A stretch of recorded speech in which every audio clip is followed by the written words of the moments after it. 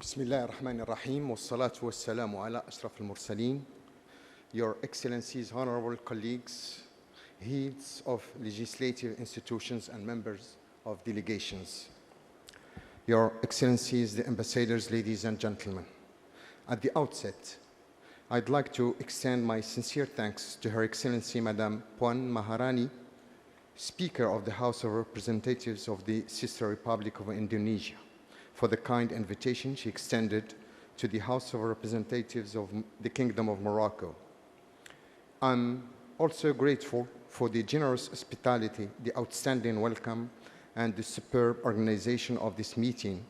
as well as for providing all the conditions for its success. This conference managed to break the intense bipolarity that prevailed at the time to develop a roadmap for the emergence of the non-aligned movement and to open up a new horizon for international relations. The nobleness of positions and the nurturing of international peace initiatives are neither strenuous nor strange to the Indonesian nation, its political leadership, and the country's historical elites and symbols is respected and is considered as a unifier of the Indonesian nation. We're proud in the Kingdom of Morocco of our ties with this brotherly country, be that religion, values, culture, belonging, or interests,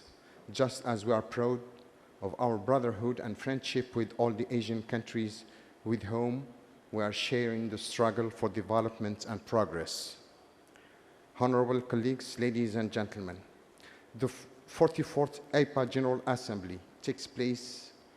in an extremely complex international context, open to all possibilities and expected to witness further tensions and crises unless the members of the international community review the policies and take efficient and effective measures to fight the roots of evil.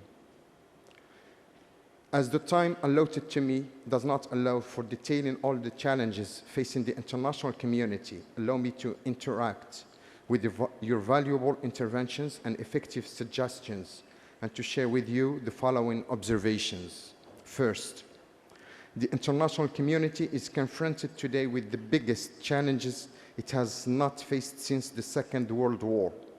In addition to the impacts of the COVID-19 pandemic and the global economy and the serious repercussions of climate disruptions on the human condition, worthy of mention are also the consequences of wars and conflicts, the scarcity of sources and of supply and food, and the ensuing intense international competition. The second observation is that the international relations have become based on further fragmentation instead of polarity and the multiplicity of alliances and axes, leading thus to security challenges, the growth of terrorist movements and their allied separatism, with all the resulting risks that threaten the integrity and stability of states and global security as well. The third observation deals with the rise of national egoisms and the propensity of introversions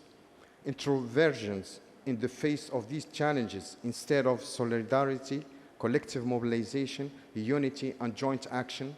in addressing current and future threats. The fourth observation refers to the ever-increasing divide in development, income, and living standard among the components of the international community,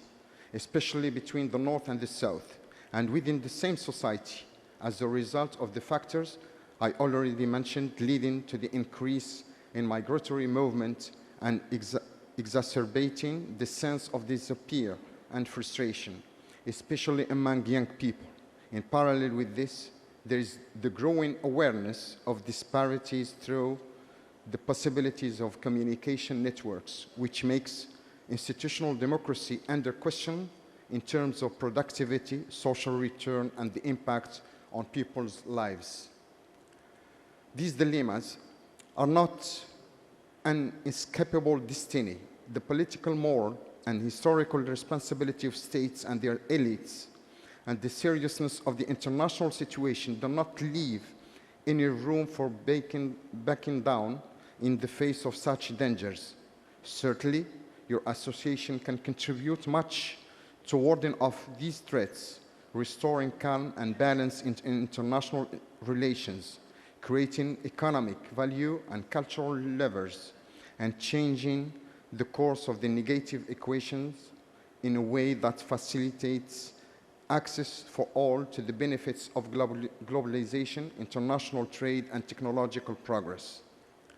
There is no doubt that this contribution will be facilitated by the economic and technological rise achieved by the member countries of your association and its regional environment, along with the discipline and culture of hard work and moderation that distinguish its people.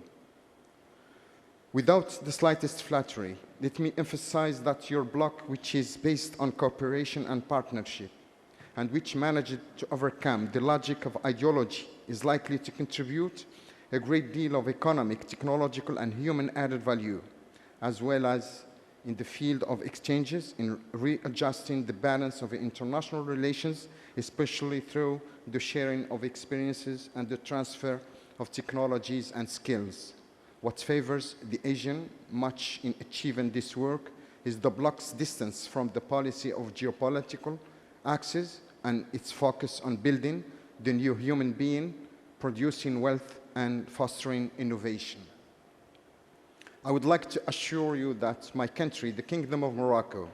which has historical relations with your countries, shares the same concerns, whether in the fight against the causes of climate disruptions, environmental degradation, especially the pollution of oceans and seas, or the localization of green economy projects and the production of energy from the renewable resources, all of which are strategic projects in Morocco contributing to opening up broad prospects for win-win partnership. We'll be delighted to have new horizons opened for cooperation with the members countries of your association, especially in strategic projects that contribute to food production, as my country is achieving major projects and contributes to the development of African agriculture thanks to its skills in this area and its tremendous potentials of phosphates and fertilizers, as well as in the green economy and its related technologies. The free trade agreements that bind Morocco with many countries and major economic blocs, including the United States, a long-standing ally and friend of the Kingdom, provide immense possibilities of access to markets of about 1 billion consumers, in addition to 1,500 agreements concluded with African sisters countries, 1,000 of which have been signed since the last 20 years. Besides its strategic location near Europe, less than 14 kilometers, and its African and Mediterranean routing, Morocco has advanced infrastructure, especially ports on the Atlantic and Mediterranean coasts, making the country fit for acting as a hub for trade exchanges with the other African countries with which it has concluded many partnerships, in addition to European countries, where Morocco enjoys an advanced status in its relations with the European Union. All of this can only be strengthened by the stability and security that Morocco enjoys, in addition to economic freedom and the laws governing investments, which provide major guarantees to foreign investments. Also, worthy of mention is the Kingdom's leading role in consolidating peace and coexistence among religions, beliefs, civilizations, and cultures, where the democratic and social constitutional monarchy plays the role of strategic and spiritual guardians. Ladies and gentlemen, in all of these, parliaments have many crucial roles to play. First, by drawing attention to the dangers of international situations. Second, by seeking to prevent crises and settle conflicts. Third, by alerting